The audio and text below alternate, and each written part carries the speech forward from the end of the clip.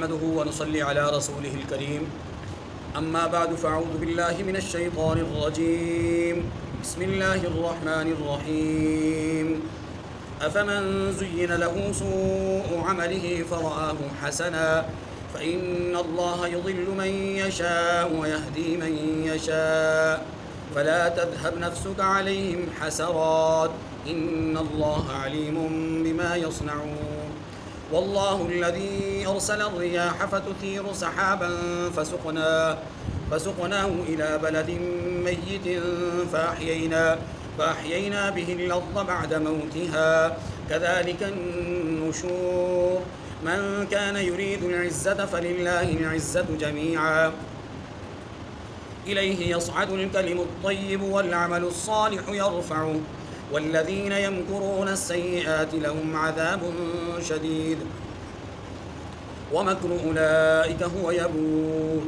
والله خلقكم من تراب ثم من نطفة ثم جعلكم أزواجا وما تحمل من أنثى ولا تضع إلا بعلمه وما يعمر من معمر ولا ينقص من عمره إلا في كتاب إن ذلك على الله يسير وما يستوي البحران هذا عذب فرات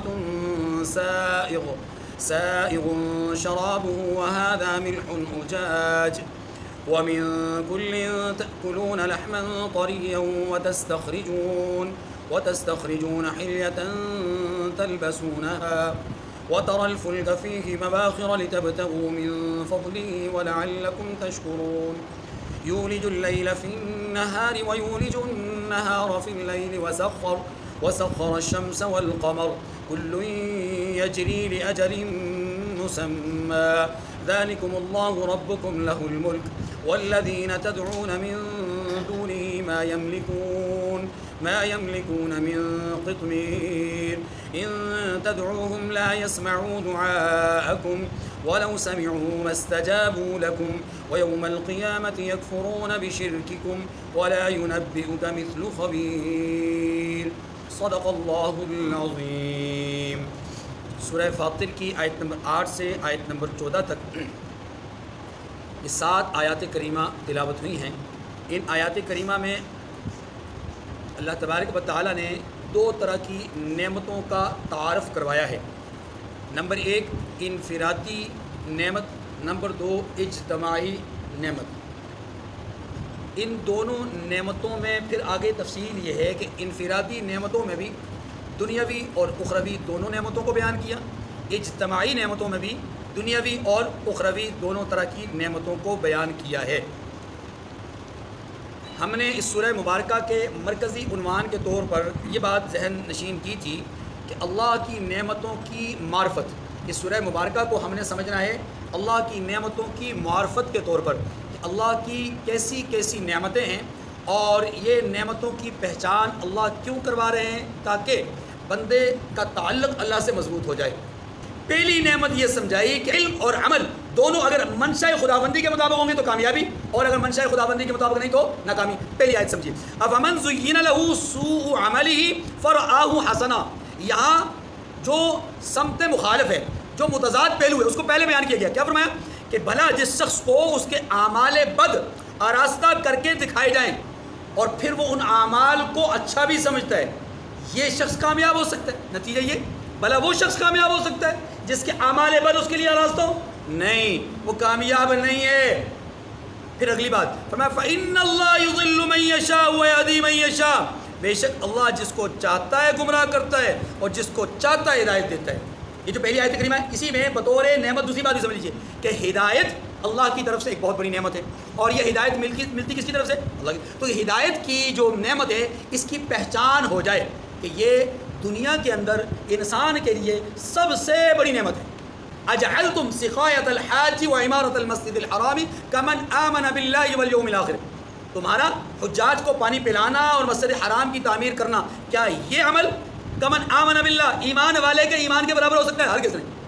پتہ یہ چلا اس دنیا میں ہدایت وہ عظیم نعمت ہے کہ جس کو اللہ تبارک و تعالیٰ نے بار بار مجھے اور آپ کو سمجھایا کہ اس نعمت کو سمجھو، اس نعمت کی قدر کرو، اس کی شان کو اپنے ذہن میں دل و دماغ میں اتارو، تاکہ کہیں ایسا نہ ہو کہ یہ نعمت تمہیں سمجھ میں نہ آئے، تم اس کو ہلکا جانو اور ہلکا جاننے کے نتیجے میں تم سے عملاً کوتاہی ہو جائے۔ جب کوئی آدمی کسی چیز کی فوقیت، عظمت اور شان کو دل اور دماغ میں بٹھاتا ہے تو اس کی طرف مائل بھی ہوتا ہے۔ یہ بات فرمائی فلا تذهب نفسك عليهم حسرات، یہ رسول اللہ صلی اللہ علیہ وسلم کو تسلی دی گئی۔ کیسے؟ فرمایا تو ان لوگوں پر افسوس کر کے آپ کا دم نہ نکل جائے، معنی یہ کہ آپ اپنے آپ کو ہلکا نہ کریں، آپ اپنے آپ کو تکلیف نہ دیں، آپ اپنے آپ کو پریشان نہ کریں۔ ان اللہ علیم بما یصنعون، یہ جو کچھ کرتے ہیں اللہ اس سے واقف ہے۔ بادل جو بخارات کے ذریعے سے اٹھتے ہیں اور ایک جگہ جا کر کے کھڑے ہو جاتے ہیں، ہمیں اندازہ ہی نہیں ہے ان بادلوں میں کتنا پانی ہوتا ہے، کتنے بوجھل ہوتے ہیں، کتنے وزنی ہوتے ہیں۔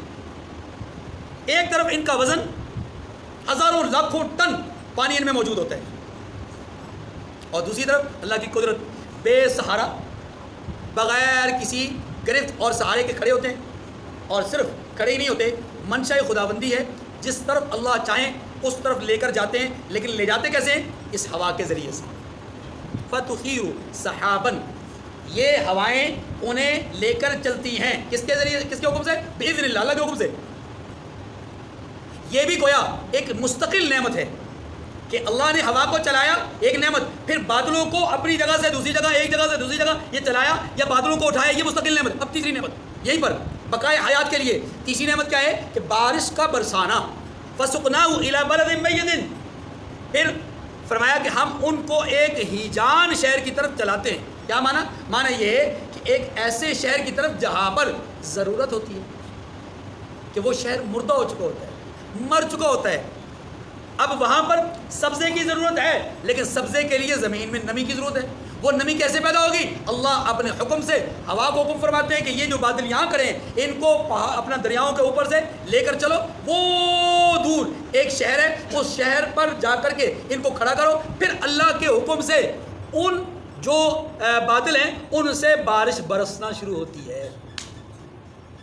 فسقناہ الی بلد میت، پھر ہم انہیں ایک مردہ شہر کی طرف چلاتے ہیں۔ فاحیینا بہ الارض بعد موتها، پھر اس سے زمین کو اس کے مرنے کے بعد زندہ کر دیتے ہیں۔ کذالک النشور، یہ الگ ایک نعمت ہے، یہ مستقل حیات کی طرف اشارہ ہے۔ فرمایا یہ جو تمہیں ہم ساری بات بتا رہے ہیں، اس بات کے بتانے سے ہمارا مقصد ہے، اور وہ مقصد کیا ہے کہ ایک اور چیز کی پہچان تمہارے دل میں پیدا ہو جائے، اور وہ پہچان یہ کہ جس چیز کو تم کہتے ہو اذا کنا عظاما ورفاتا ائنا لمبعوثون، کہ جب ہماری ہڈیاں گل سڑ جائیں گی، بوسیدہ ہو جائیں گی، کیا ہم دوبارہ اٹھائے جائیں گے؟ قل نعم، جی ہاں، انتم وآباؤکم الاقدمون، تم بھی اور تمہارے پیشرو بھی اٹھائے جائیں گے، ہمارے آباء و اجداد بھی اٹھائے جائیں گے۔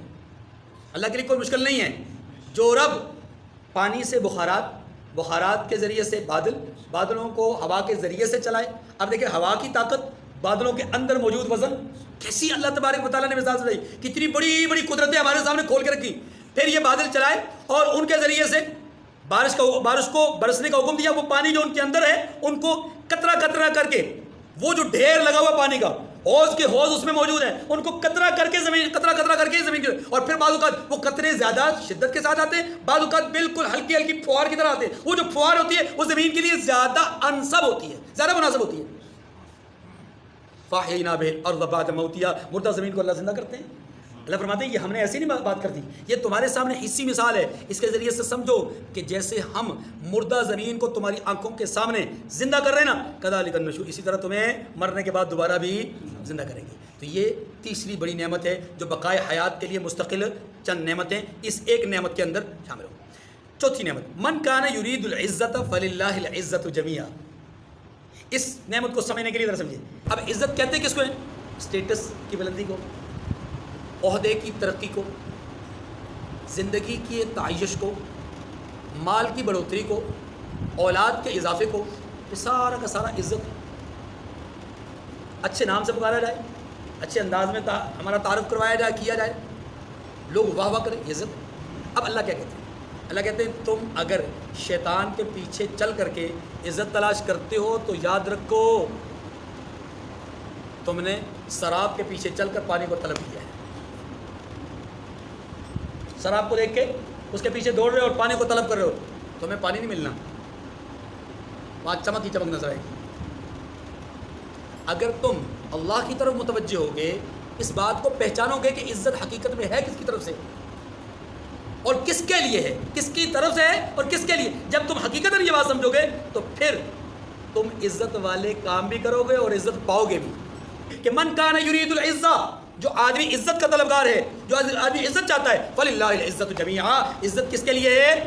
اللہ ہی کے لیے۔ کیا مطلب؟ اللہ ہی کی طرف سے عزت ہے، شیطان کی طرف سے کبھی بھی عزت نہیں مل سکتی۔ اگلی بات، نعمت نمبر 5، فرمایا الیہ یصعد الکلم الطیب والعمل الصالح یرفعہ۔ یہ کلمہ طیبہ کا مل جانا، کلمہ طیبہ کا انسان کی زبان پر جاری ہو جانا، کلمہ طیبہ کا ادا ہونا، یہ بھی بہت بڑی نعمت ہے اور اس نعمت کی پہچان بھی ضروری ہے۔ الیہ یصعد الکلم الطیب، انسان کی زبان سے نکلنے والی ہر اچھی بات، ہر اچھا قول، ہر اچھا جملہ کلمہ اللہ کے ہاں جاتا ہے۔ معنی کیا ہے؟ اللہ کے ہاں محفوظ ہو جاتا ہے۔ اللہ کے ہاں کیا ہو جاتا ہے؟ یہ بہت بڑی نعمت ہے، اس نعمت کی پہچان ضروری ہے کہ ہم جو دیکھیں حدیث میں آتا ہے، جو شخص ایک بار سبحان اللہ اخلاص سے کہتا ہے، اللہ کے ہاں اس کے لیے جنت میں ایک درخت لگا دیا جاتا ہے، ایسا درخت جس درخت کے نیچے عربی النسل گھوڑا 500 سال تک اپنی تیز رفتاری کے ساتھ دوڑتا رہے، اس کا سایہ ختم ہو۔ کلمتان حبیبتان الی الرحمن ثقیلتان فی المیزان اور خفیفتان علی اللسان۔ دو کلمے اللہ کو بہت محبوب ہے، وزن اعمال میں بہت وزنی ہے، زبان پر ادا کرنے کے اعتبار سے بڑے، سبحان اللہ و بحمدہ سبحان اللہ العظیم۔ بس کتنا ٹائم لگتا ہے؟ مختصر سا ٹائم، کوئی مشکل نہیں، لیکن رحمان کے ہاں محبوب ہے، وزن اعمال میں بہت وزنی ہے۔ یہی بات سمجھائیے، الیہ یصعد الکلم الطیب، ہر اچھا عمل اللہ کے ہاں پہنچتا ہے اور وہ وہاں درج ہو جاتا ہے، لکھ لیا جاتا ہے، محفوظ ہو جاتا ہے۔ اگلی بات، والعمل الصالح، اور نمبر 6 پہ جو نعمت بیان ہوئی ہے یہاں پر، وہ ہے عمل صالح کی۔ عمل صالح کیا ہے؟ ہر وہ عمل جس سے اللہ کی رضا مقصود ہو، مخلوق کی خدمت مقصود ہو، وہ عمل صالح ہے، وہ عمل ہے۔ اتنی بات سمجھ گئی؟ اب اس کی تفصیل میں اگر جائیں تو اللہ تبارک و تعالیٰ نے والعمل الصالح کہہ کر کے فرائض، واجبات، سنن، مستحبات، ان تمام چیزوں کو اس میں شامل کر دیا کہ جو عمل، خلاصہ کیا ہے؟ جو عمل اللہ کی رضا کو طلب کرنے کے لیے کیا جائے اور مخلوق کی خدمت کے لیے کیا جائے، وہ عمل صالح ہے، وہ عمل ہے۔ اب اللہ کہتے ہیں اللہ کے پاس کلمہ طیبہ جاتے ہیں، چڑھتے ہیں، مانا اللہ کی طرف چڑھتے ہیں، مانا اللہ کے پاس جاتے ہیں، والعمل الصالح، اور نیک عمل بھی نیک عمل بھی ادھر جاتے ہیں۔ یرفعو، کیا مطلب ہوا؟ یہ یرفعو کا تعلق کلم الطیب کے ساتھ بھی ہو سکتا ہے اور عمل الصالح کے ساتھ بھی ہو سکتا ہے۔ کیا معنی ہوگا؟ اس صورت میں معنی یہ ہوگا، یرفعو کلمہ طیبہ یعنی کلمات طیبات، اعمال صالحہ کو بلند کرتے ہیں، عمل صالح کو، کلمات، اچھے کلمات وہ بلند کرتے ہیں۔ اگر یرفعو کا تعلق عمل صالح کے ساتھ ہوگا تو پھر معنی یہ ہوگا کہ کلمات طیبات کو اعمال صالحہ پر بلند کرتے ہیں۔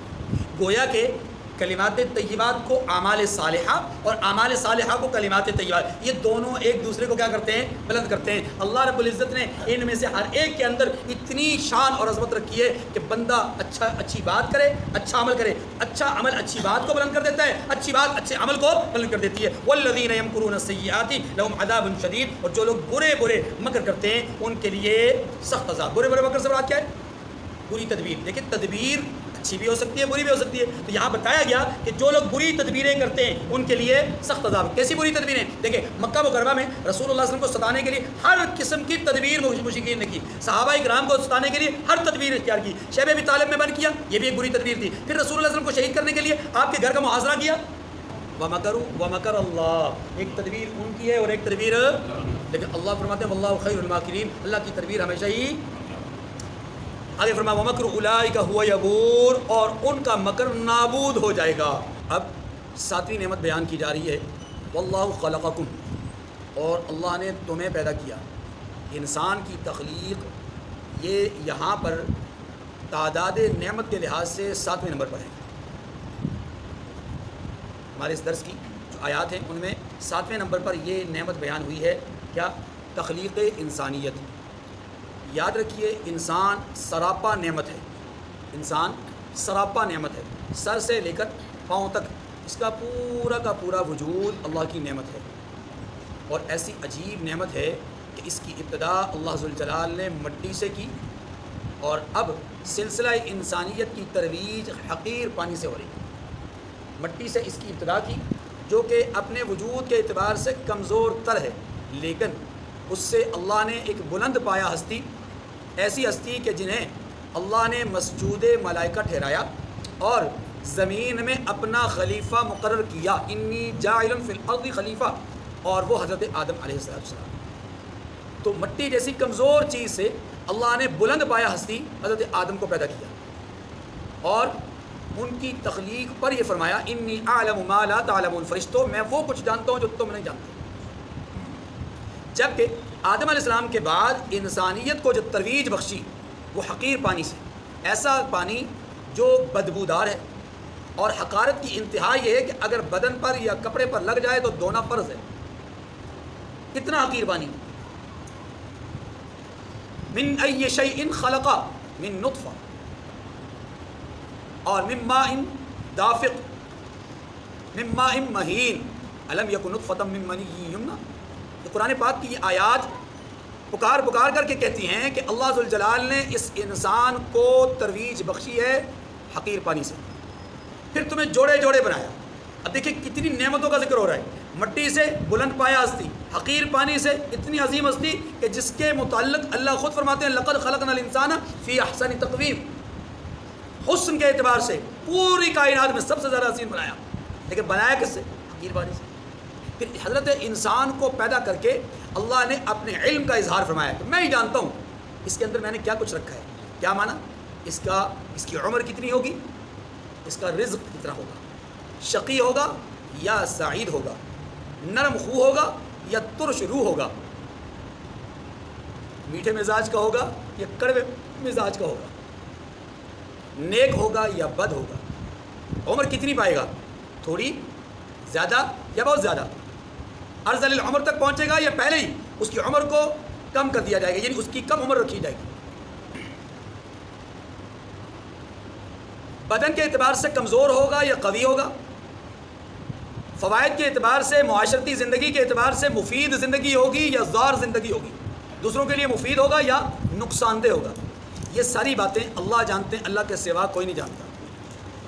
الٹرا ساؤنڈ یہ بتا سکتا ہے کہ بچہ ہے یا بچی، الٹرا ساؤنڈ یہ بتا سکتا ہے کہ یہ زندہ ہے یا مردہ ہے، لیکن الٹرا ساؤنڈ یہ نہیں بتا سکتا کہ اس کے خلاف کیا ہوں گے، کافر ہوگا یا مومن ہوگا، نرم مزاج ہوگا یا ترشرو ہوگا، بس بات کلیئر ہوگی۔ اللہ فرماتے ہیں واللہ خلقکم من تراب ثم من نطفہ، آیت کریمہ دیکھیے، اور اللہ ہی نے تمہیں مٹی سے پیدا کیا، پھر نطفے سے، ثم جعلکم ازواجا، پھر تمہیں جوڑا جوڑا بنا دیا، وما تحمل من انثى ولا تضع الا بعلمہ، اور کوئی عورت نہ حاملہ ہوتی ہے اور نہ جنتی ہے مگر اس کے علم سے۔ کیا معنی؟ کوئی عورت اس وقت تک امید سے نہیں ہو سکتی جب تک کہ اللہ کا حکم نہ ہو، اور نہ ہی حمل پیدا ہونے کے بعد وہ عورت بچہ جن سکتی ہے جب تک کہ اللہ کا حکم نہ ہو۔ آپ جانتے ہیں، بہت اچھی طرح جانتے ہیں، بعض اوقات وقت پورا ہوتا ہے بچے کا، مدت پوری ہوتی ہے، ڈاکٹرز کی آخری رپورٹ یہ ہوتی ہے بچہ صحیح سالم بہترین حالت میں ہے، لیکن بس اتنا ہی وقت لگتا ہے کہ جتنے وقت میں بچے نے دنیا میں آنا ہوتا ہے، بس وہ دنیا میں آنے سے پہلے روح کی پرواز ہو جاتی ہے۔ وما يعمر من معمر ولا ينقص من عمره الا في کتاب، اور نہ کسی بڑی عمر والے کو عمر زیادہ دی جاتی ہے اور نہ اس کی عمر کم کی جاتی ہے، یعنی کسی کی عمر میں کمی بیشی نہیں کی جاتی، الا فی کتاب، مگر سب کچھ پہلے سے اللہ نے لکھ رکھا ہے، انسان کو پیدا کرنے سے پہلے ہی اس کے بارے میں یہ ساری تفصیلات لکھ رکھی ہیں۔ ان ذلک علی اللہ یسیر، بے شک یہ اللہ کے لیے آسان ہے، بے شک یہ اللہ کے لیے۔ اگر آپ غور کریں اللہ تبارک و تعالیٰ نے اس آیت کریمہ میں دو باتوں کی طرف اشارہ کر دیا ہے، یا دو باتیں ہم اس آیت کریمہ سے سمجھ سکتے ہیں۔ ایک بات، یہ آیت کریمہ قیامت پر دلیل ہے، تخلیق انسانی کے مراحل کو اللہ تبارک و تعالیٰ نے گویا کہ قیامت کی دلیل کے طور پر بیان فرمایا۔ کیسے؟ قیامت کی دلیل اس طرح ہے کہ جو رب مٹی سے انسان کو، پانی سے انسان کو بنانا جانتا ہے، کیا وہ رب اب انسان کو بنانے کے بعد اسے دوبارہ پیدا نہیں کر سکتا. ایک تو یہ بتایا. دوسرا اس سے ایک اور بات کی طرف اشارہ ہے, اور وہ بات کیا ہے کہ اگر آپ غور کریں تو اسلام کی جو ترویج ہے, یہ آیت کریمہ اس کی طرف بھی اشارہ کرتی ہے کہ جیسے انسان مختلف مراحل سے گزرتا ہوا پروان چڑھتا ہے, بلوغت اور عروج کی زندگی پاتا ہے, پھر عروج سے زوال کی طرف جاتا ہے, بالکل اسی طرح اسلام بھی ابتدائی مراحل میں آہستہ آہستہ آہستہ آہستہ آگے بڑھتا گیا. ایک وقت ایسا بھی آئے گا کہ جب اسلام کو مکمل طور پر عروج ہوگا, یا ہوا ہے. اگر ہوا ہے اس کو سمجھا جائے تو پھر حضرت امیر معاویہ رضی اللہ تعالیٰ عنہ تک اسلام کو مکمل طور پر عروج ہو گیا. اگر اس کو دوسرے معنی میں لیا جائے کہ اسلام پوری دنیا پر جو ہے وہ نافذ ہوگا, پوری دنیا پر غالب ہوگا, اس سے مراد پھر عیسیٰ علیہ السلام کے دنیا میں واپس لوٹنے کے بعد ایک دفعہ پوری کائنات میں صرف اسلام ہی اسلام ہوگا. اگلی آیت, وما يستوي البحران. اللہ اکبر. یہاں 8ویں قسم کی نعمت بیان ہو رہی ہے, اور وہ ہے سمندری نعمتیں. 8ویں قسم ہے یہ نعمت کی, یا نعمت کی ایک قسم سمندری نعمت ہے, اور پھر آگے اس کی تفصیل ہے. اس میں مچھلیوں کا گوشت ہے, اس میں زیورات ہیں, اس میں کشتیوں پر سفر ہے, اس میں جہاز رانی ہے, اس میں بحری جہاز ہیں, اور اس میں تجارت کا ایک وسیع سفر ہے, یا تجارت کا ایک وسیع جو ہے وہ دائرہ کار ہے. اور اسی طریقے سے وہاں سے حاصل ہونے والے جو فوائد ہیں. پھر سمندروں میں میٹھا اور کھارا دونوں پانی ہے, تو گویا سمندر بھی اپنے وجود کے اعتبار سے اللہ نے ان کو بھی انسانوں کے لیے بہت بڑی نعمت بنایا ہے. ان کے پانی میٹھے اور کھارے ہوتے ہیں. اس سے اشارہ کر دیا گیا کہ یہ دنیا ایک سمندر ہے, یہ دنیا پوری کی پوری ایک, اور اس سمندر میں سب سے عمدہ ترین مخلوق اللہ کے ہاں وہ انسان تھی. پھر انسانوں میں 2 گروہ ہیں, ایک میٹھے ایک کھارے ہیں, ایک مومن ہے ایک. جس طرح سمندر کے میٹھے اور کھارے پانی دونوں مفید ہوتے ہیں, ایسے ہی اللہ تبارک و تعالیٰ نے اس دنیا کے اندر میٹھے اور کھارے یعنی مومن اور کافر کے اپنے اپنے فوائد رکھے ہیں. میٹھا سراپا نعمت ہوتا ہے, کھارا سراپا نعمت نہیں ہوتا, لیکن اس سے بھی انسان کو فوائد حاصل ہوتے ہیں. سمندروں کے پانی میٹھے نہیں ہوتے, لیکن ان کھارے پانیوں میں ہم تجارت کے لیے سفر کرتے ہیں, ان کھارے پانیوں سے ہم مچھلیاں پکڑتے ہیں, ان کھارے پانیوں سے ہم زیورات, ہیرے جواہرات, موتی وغیرہ ہم لیتے ہیں. یہ سارے کے سارے تو گویا فائدہ وہاں سے بھی لے رہے ہیں. بالکل اسی طرح انسانوں میں ایک گروہ جو کہ کھاری طبیعت کا ہے یعنی کافر ہیں, ان کا بھی فائدہ ہے کہ ان کے دیش کو جب ہم اپنے زیر نگین لے لیتے ہیں تو پھر ان کے لیے حکم یہ ہوتا ہے کہ وہ اپنا جزیہ دیں یا خراج دیں. اگر کافروں کی سلطنت ہے تو خراج دیں گے, اگر وہ دائرہ اسلام کے حلقے میں آ گئے یعنی اسلامی سلطنت کے اندر آ کر کے آباد ہوئے تو پھر وہ جزیہ دیں گے, جس کو ہم اسلامی ٹیکس کہتے ہیں. تو فائدہ تو ان سے بھی ہو رہا ہے. ہاں مکمل فائدہ نہیں ہے, مکمل فائدہ اسی وجود کا ہے جو وجود اللہ کی معرفت سے آشنا ہوگا, اس کا مکمل فائدہ ہے. وہ کلمہ طیبہ کی طرح ہے, اور کافر کلمہ خبیثہ کی طرح ہے, جس کی جڑ بھی مضبوط نہیں, جس کا تنا بھی جو ہے وہ پھل آور بھی نہیں ہے اور سایہ دار بھی نہیں. لیکن مومن کلمہ طیبہ کی طرح ہے, جس کی جڑیں بہت گہری اور جس کا تنا بہت بلند, سایہ دار بھی پھلدار بھی. وما يستوي البحران هذا عذب فرات سائغ شرابه وهذا ملح أجاج. فرمایا اور دونوں دریا مل کر یکساں نہیں ہو جاتے. یہ میں ابھی عرض کرتا ہوں, یہ تو میٹھا ہے پیاس بجھانے والا جس کا پانی خوشگوار ہے, وهذا ملح أجاج, اور یہ کھاری ہے کڑوا ہے. ٹھیک ہے, اب یہ دو قسم ہے. دنیا کے اندر ایک نہیں دو نہیں کئی مقامات ہیں جہاں اللہ رب العزت نے پانیوں کی تقسیم اس طرح کی ہے یا پانیوں کو روانگی اس طرح کی دی ہے, روانی کہ ادھر میٹھا پانی ہے ادھر کھارا پانی, دونوں ایک ہی محل وقوع میں موجود ہیں, ایک ہی جگہ ہے ان کی, ایک ہی ان کا راستہ ہے, لیکن ان دونوں پانیوں کو آپس میں اللہ ملنے نہیں دیتے. اس کا رنگ اس سے جدا ہے, اس کا ذائقہ اس سے جدا ہے, اس کے فوائد اس سے جدا ہیں. دونوں آپس میں خلط ملط نہیں ہوتے, بلکہ دونوں کے ایک ہی سمت ہونے کے باوجود دونوں کے درمیان قدرتی طور پر اندیکھی جو نظر نہیں آتی ایسی دیوار, ایسا حائل جو آنکھوں سے دیکھا نہیں جا سکتا, پیمانے سے پرکھا نہیں جا سکتا, ہاتھ سے چھوا نہیں جا سکتا, ایسا حائل، ایسی دیوار درمیان میں کھڑی کر دی کہ یہ دونوں آپس میں مل نہیں پاتے. اور یہ دنیا میں کئی جگہوں پہ موجود ہے، کہیں وسیع پیمانے پہ بڑے سمندر اور کہیں چھوٹے پیمانوں پر چھوٹی چھوٹی نہریں. لیکن ایسا ہے، اللہ اسی کی طرف اشارہ کرتے ہیں، وما یستوی البحران. اللہ دو سمندروں کے پانی کو، دو دریاؤں کو ملنے نہیں دیتے. اس کا یہ معنی. اور اس کا دوسرا معنی جو میں نے عرض کیا وہ کیا، کہ اللہ دو صفات کے حامل لوگوں کو، دو نظریات کے حامل لوگوں کو ایک نہیں ہونے دیتے. معنی یہ کہ مومن کافر برابر ہو نہیں سکتے. آگے فرمایا ان دونوں دریاؤں کا پانی الگ الگ ہے، ان کے فوائد الگ الگ ہیں. آگے فرمایا وَمِن كُلٍّ تَأْكُلُونَ لَحْمًا طَرِيًّا وَتَسْتَخْرِجُونَ حِلْيَةً تَلْبَسُونَ. آپ جانتے ہیں گوشت، یہ جو مچھلی والے ہوتے ہیں یہ کبھی کبھی آپ کو کہتے ہوتے ہیں کہ جناب یہ میٹھے پانی کی ہے، یہ کھارے پانی کی ہے. پتہ یہ چلا کہ مچھلیاں میٹھے پانی میں بھی ہوتی ہیں، کھارے پانی میں بھی ہوتی ہیں. وَمِن كُلٍّ تَأْكُلُونَ لَحْمًا طَرِيًّا. اور سب سے تازہ گوشت، یہ کھاری پانی ہے، کڑوا ہے، اور سب سے تازہ گوشت کھاتے ہو. معنی یہ کہ ان دونوں پانیوں سے آپ تازہ گوشت کھاتے. سب سے تازہ گوشت کا مطلب کیا ہے کہ دونوں پانیوں سے، میٹھے کڑوے دونوں سے. وَتَسْتَخْرِجُونَ حِلْيَةً تَلْبَسُونَهَا. اور زیور نکالتے ہو جسے تم پہنتے ہو. اس سے پتہ چلا کہ یہ جو ہیرے جواہرات ہیں ان کا استعمال مرد کے لیے بھی جائز ہے. وَتَرَى الْفُلْكَ فِيهِ مَوَاخِرَ لِتَبْتَغُوا مِنْ فَضْلِهِ وَلَعَلَّكُمْ تَشْكُرُونَ. اور تم دریا میں کشتیوں کو دیکھتے ہو کہ وہ پانی کو پھاڑتی چلی جاتی ہیں تاکہ تم اس کے فضل سے تلاش کرو اور تاکہ تم شکر گزار ہو. کیا معنی یہ تم اس میں کشتیوں کو دیکھتے ہو، کشتیاں اس پانی کو چیرتی ہوئی آگے بڑھتی جاتی ہیں. اور یہ آگے کیوں بڑھتی ہیں؟ تاکہ تم اللہ کا شکر ادا کرو. شکر اس وجہ سے کہ یہ تمہارے لیے ایک جگہ سے دوسری جگہ پہنچانے کا ذریعہ ہے. سفر کرتے ہو، پھر تمہارے سامان کی بار برداری کے لیے یہ کام آتی ہیں. اور اس وقت تو چھوٹی چھوٹی کشتیاں تھیں نزول قرآن کے زمانے میں، اب تو اتنے بڑے بڑے جہاز ہیں کہ گویا پورا کا پورا ایک شہر اس میں محو سفر ہے. اس میں ہر چیز موجود ہے، گراؤنڈز موجود ہیں، اس میں سوئمنگ پول موجود ہیں، رہنے کے لیے بڑے بڑے کمرے اور گھر موجود ہیں، اور سینکڑوں کی تعداد میں کمرے موجود ہیں، اور لاکھوں ٹن وزن اٹھا کر کے وہ ایک جگہ سے دوسری جگہ منتقل کرتے ہیں. یہ سارا کیا ہے؟ اللہ کا فضل ہے. اس فضل کو تم تلاش کرتے ہو سمندر کے اندر، چاہے سفری فضل ہو، چاہے تجارتی فضل ہو، چاہے ہیرے جواہرات کے تلاش کرنے کا فضل ہو، چاہے گوشت کے لیے مچھلیاں پکڑنے کا فضل ہو. یہ سارا فضل تم تلاش کرتے ہو، اور جب تم اللہ کا فضل حاصل کرتے ہو، اس کو استعمال کرتے ہو، تو شکر بھی ادا کرو.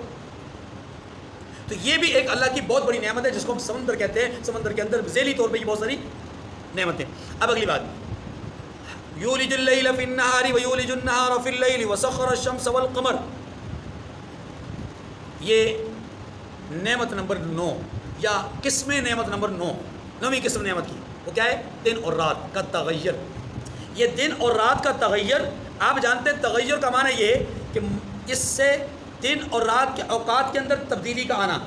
رات کا وقت گھٹتا بڑھتا رہتا ہے، دن کا وقت گھٹتا بڑھتا رہتا ہے. اس گھٹنے بڑھنے کا پہلا فائدہ وہ کیا ہے؟ موسم کے اندر تغیر و تبدل آ جاتا ہے. دوسرا فائدہ، اس گھٹنے بڑھنے کی وجہ سے پھلوں کے اندر، اناج کے اندر یا سبزیوں کے اندر اللہ تبارک و تعالیٰ تبدیلیاں لاتے ہیں. اس گھٹنے بڑھنے کی وجہ سے ہم سورج اور چاند کی تپش حرارت اور ضیاءپاشی کو گھٹتا بڑھتا محسوس کرتے ہیں، اور وہ بھی بذات خود اللہ تبارک و تعالیٰ کی ایک نعمت ہے. سورج کو یہ حق حاصل نہیں کہ وہ چاند سے آگے بڑھ جائے، اور چاند کو بھی حق حاصل نہیں کہ وہ سورج سے آگے بڑھ جائے. معنی یہ کہ ان دونوں کا، ان میں سے ہر ایک اپنے اپنے کل فی فلک یسبحون، اپنے اپنے مدار میں چل رہے ہیں. یہ اللہ رب العزت اپنی نعمتوں کا اظہار فرما رہے ہیں، اپنی نعمتیں بیان کر رہے ہیں. زمینی، آسمانی، فضائی، خلائی، ہر قسم کی نعمت کو بیان کر رہے ہیں، انفرادی، اجتماعی. کیوں؟ اس لیے کہ بندوں کا تعلق اللہ سے جڑ جائے. بندوں کا تعلق، بندے پہچانے کہ جو منعم ہے اس کی پہچان حاصل کریں اس کی نعمتوں سے. اللہ قادر ہے، اس نے اپنی قدرتوں کو بیان کیا ہے. اللہ علیم ہے، اس نے اپنے علم کو ظاہر کیا. اللہ تبارک و تعالیٰ اس کائنات رنگ و بو میں مختلف قسم کی چیزیں ہمارے سامنے ہمیں بیان کرتے ہیں. کیوں؟ اس لیے تاکہ ہم ان چیزوں کی وساطت سے اللہ کی معرفت حاصل کریں. کہ اتنا بڑا آسمان جسے بغیر ستون کے کھڑا کیا گیا، یہ جو کھڑے کرنے والی ذات ہے وہ ذات کتنی بڑی ہوگی، کتنی طاقتور ہوگی. یہ چیز اللہ ہمیں ان آیات کریمہ کے ذریعے سے سمجھاتے ہیں. یولج اللیل فی النہار ویولج النہار فی اللیل وسخر الشمس والقمر کل یجری لاجل مسمی. وہی رات کو دن میں داخل کرتا ہے اور وہی دن کو رات میں داخل کرتا ہے، اور اسی نے سورج اور چاند کو کام میں لگا دیا ہے، لأجل مسمى، ہر ایک کے لیے وقت مقرر ہے، کیا مانا ہر ایک اپنی مقررہ مدت تک چلتا رہتا ہے۔ ذالکم اللہ ربکم لہ الملک، یہ کمال بات۔ اچھا اس سے پہلے ایک بات سمجھیے، اللہ نے سورج اور چاند کو ذکر کیا، اس سے بھی اشارہ کیا ہے کہ یہ کبھی چاند غالب آ رہا ہے تو کبھی سورج غالب آ رہا ہے، ایسے نا جی، کبھی چاند غالب آ رہا ہے، کبھی صرف آپ کو چاند نظر آتا ہے، کبھی صرف سورج نظر آتا ہے، مانا یہ کہ دن اور رات کا الگ الگ فرق۔ یہ جو دن اور رات کا الگ الگ فرق ہے اور یہ جو سورج اور چاند کا غلبہ ہے، یہ بھی ہمیں ایک چیز کی طرف اشارہ کرتا ہے، اور وہ یہ کہ اس دنیا کے اندر ایمان اور کفر کے حامل لوگ، کبھی اس دنیا میں ایمان کے حاملین مومنین غالب آئیں گے اور کبھی کفر کے حامل کافر لوگ غالب آئیں گے۔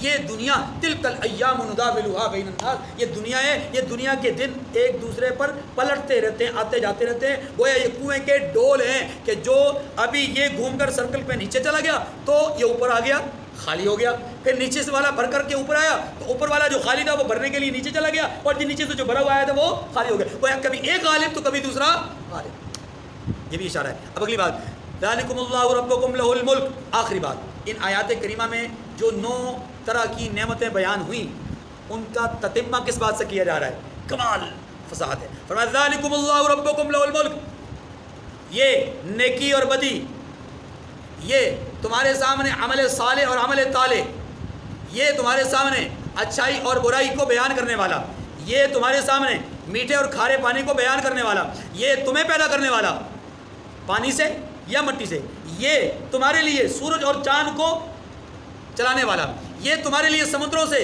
ہیرے جواہرات اور حلیہ زیورات نکالنے والا، یہ تمہارے لیے تازہ گوشت پیدا کرنے والا، یہ تمہارے لیے پھل اناج اور پھول پیدا کرنے والا، یہ کون ہے؟ ذالکم اللہ، یہ تمہارا رب ہے، یہ اللہ ہے، یہ اللہ ہے، لہ الملک، یہ ساری چیزیں اسی کی ملکیت ہیں۔ اور یہ بات بیان کر کے مشرکین کو کہا گیا والذین تدعون من دونہ ما یملکون من قطمیر، جن کو تم رب کو چھوڑ کر پکارتے ہو وہ ایک قطمیر کے مالک نہیں ہیں، کیا مطلب؟ کھجور کی گٹلی کے چھلکے کے مالک بھی نہیں ہیں۔ اگلی بات، اللہ پاک نے مزید آنکھیں کھولی ہیں، دل اور دماغ پر دستک دی ہے، فرمایا ان تدعوہم لا يسمعوا دعاءکم، اگر تم ان کو پکارو تو وہ تمہاری پکار نہ سنیں، یعنی یہ جو معبودان باطل ہیں، بت وغیرہ، درخت، ہاں جی، یہ جتنی چیزیں ہیں ان کو تم پکارتے ہو تو یہ سنتے نہیں، اور اگر ان میں سے کچھ وہ ہیں کہ جن کو تم پکارو سن بھی لیں، مثلا بعض چیزیں جاندار ہیں ان کے متعلق فرمایا وَلَوْ سَمِعُوا، اگر وہ سن بھی لیں، جیسا کہ بہت ساری زندہ مخلوق سنتی ہے، فرمایا اگر یہ سن بھی لیں مَسْتَجَابُوا لَكُمْ، تمہیں جواب نہیں دے سکتے، معنی یہ کہ تمہارے کام نہیں آ سکتے، تمہیں نفع نقصان پہنچا نہیں سکتے، بس یہ آسان جملہ ہے۔ وَيَوْمَ الْقِيَامَةِ يَكْفُرُونَ بِشِرْكِكُمْ، اور قیامت کے روز تمہارے شرک سے یہ انکار کر دیں گے۔ گزشتہ صورت میں میں نے تفصیل سے قیامت کے دن ہونے والے جو مکالمات ہیں ان کے حوالے سے بات کی تھی۔ وَلَا يُنَبِّئُكَ مِثْلُ خَبِيرٍ، اے مخاطب، اے قرآن پڑھنے والے، سننے والے، اللہ کی طرف تمہیں کوئی خبر نہیں دے گا، یہ اللہ خبر دے رہے ہیں کہ جو کچھ یہ سب جن کو تم پوچھ رہے ہو یہ کچھ نہیں کر سکتے، کسی چیز کے مالک نہیں، اللہ ہر چیز کا مالک ہے، لہٰذا اس نے تمہیں دنیا کی ان نعمتوں کو بھی بیان کیا ہے اور آخرت کے احوال بھی بیان کر دیے تاکہ تم گمراہی سے، ذلت سے، رسوائی سے بچ جاؤ۔ اللہ تعالیٰ مجھے اور آپ کو بچنے کی توفیق نصیب فرمائے۔ وآخر دعوانا الحمد للہ رب العالمین۔